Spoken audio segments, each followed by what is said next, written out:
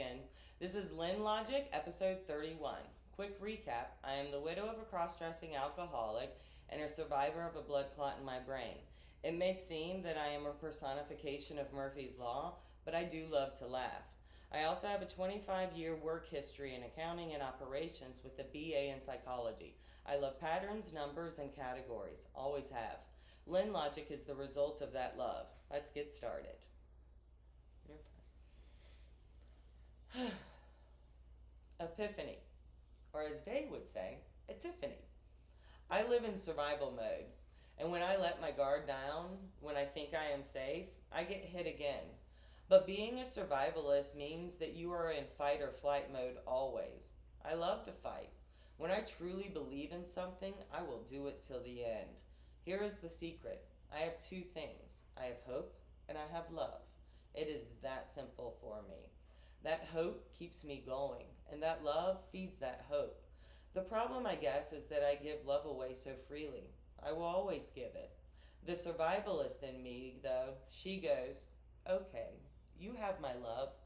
Let's see what you can do with it. Let's see if you can keep it. You know, that sound effect where it starts with a high-pitched whistle going down with an explosion at the end? That's how it usually goes. I can't whistle. I can do a weird bird call, but can't whistle. Sometimes a longer whistle with an even bigger explosion. And it hurts. It hurts so much. I am constantly in pain of some sort. Sometimes physical, sometimes mental, sometimes both. But I have my hope. I don't know where that comes from, to be honest. I just have her, and she is feisty and unending. I keep thinking that the opposite of hope is disappointment, and I still stand by that. I know disappointment. Damn, do I ever. Yet, I still have hope. I don't know how, I just do. I yearn for things, and when I get, fed, my hope grows and gets fed, and I feel energized. My hope makes me feel alive, and I want to be alive. Why wouldn't I?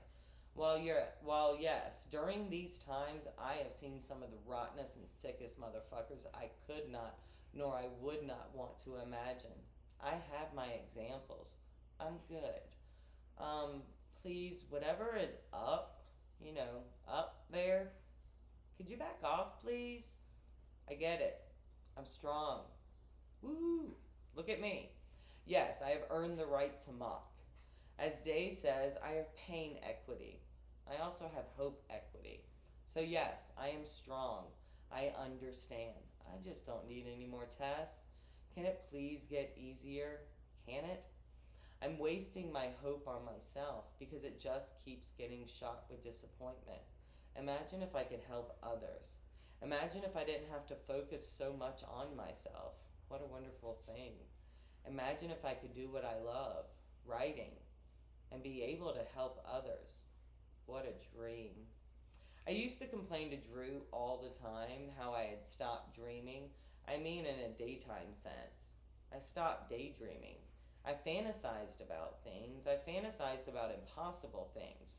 I dreamt I was the long-lost Russian princess Anastasia, or some direct descendant of hers. Oh, and I was a ninja. I would fantasize that I was a ninja princess. I would constantly watch TV and movies because I did not want to dream about my reality. I wanted my dreams to be illogical because the unconscious mind is not something I can control. So I watched the most off-the-wall stuff. A few ticks for me, though. The villain cannot be real. I don't want a human villain. I know enough of those. It can't have betrayal in it. Now, in my mind, there is a difference between betrayal and trickery. And my gut, instinct, panic, whatever it is, seeks out certain types of entertainment. I use it for comfort and only comfort.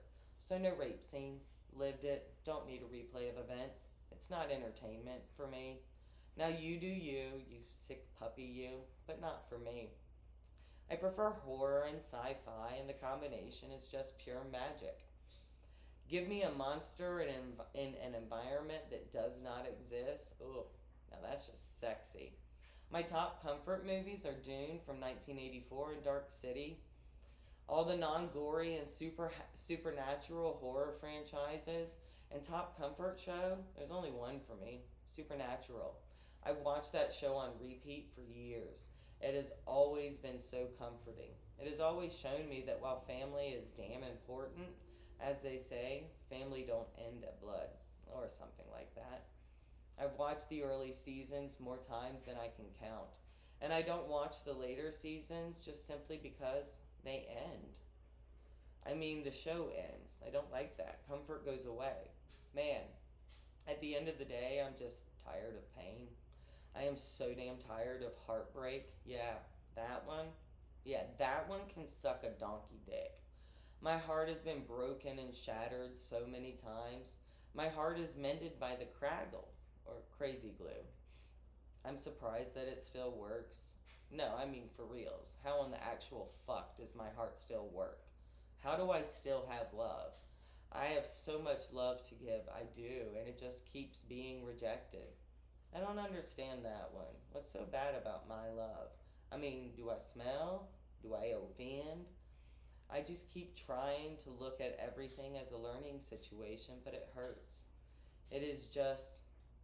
I mean, I could easily think of a metaphor, but it would be so nasty and offensive that I would blush just saying it. When I had written this, I ate half a cookie that made my legs give out. It was so strong. So let's get back to it. Well, I think the half cookie might have worn down a little bit. Let's see if my legs work again. Wish me luck. You know, wish me luck in life. I could use the good kind. I'm way too familiar with the bad kind. Chin up, tits out, bye. Side quest. I find that the older I get, the more side quests there are. I also have what I call Looney Tunes moments. You all know these. It is where you start doing something and something will fuck up, and now you have to fix one thing to complete another, and it can become cyclical. Simple example: me, the two vacuums in the house. Hold on. The simple start over.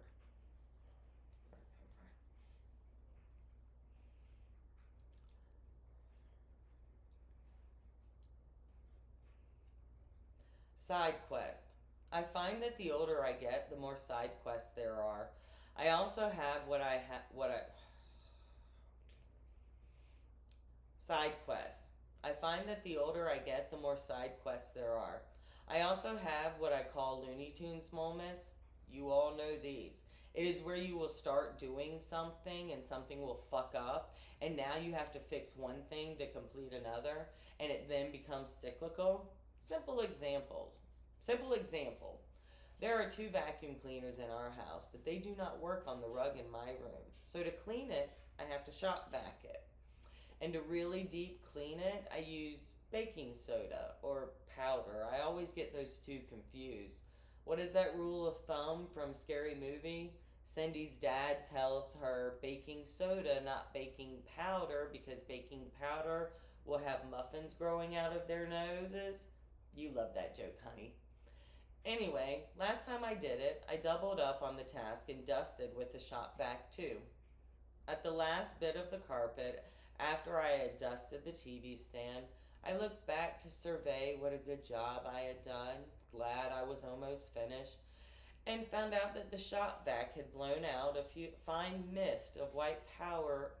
Hold on, let's start over.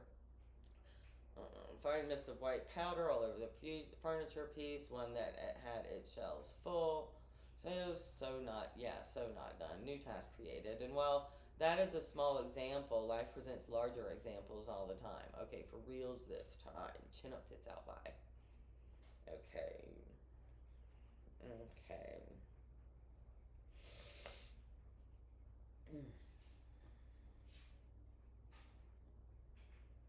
Side quests. I find that the older I get, the more side quests there are. I also have what I call Looney Tunes moments. You all know these. It is where you start doing something, and then something will fuck up, and now you've got to fix one thing to complete another, and then it becomes cyclical. A simple example. The two vacuum cleaners in our house do not work on the rug in my room. So to clean it, I use a shop vac. And to really deep clean it, I use baking soda or powder. I always get those two confused. What is that rule of thumb from Scary Movie? Cindy's dad tells her baking soda, not baking powder. Baking because baking powder will have muffins growing out of their noses. You love that joke, honey. Anyway, last time I did it, I doubled up on the task and dusted with the shop vac too. At the last bit of carpet, after I had dusted the TV stand, I looked back to survey what a good job I had done. Glad I was almost finished. And found out that the shop vac had blown out a fine mist of white powder over another furniture piece, one that had its shelves full. Yeah, so not done. New task created. And while that is a small example, life presents larger examples all the time. Okay, for reals this time. Chin up, tits out. Bye.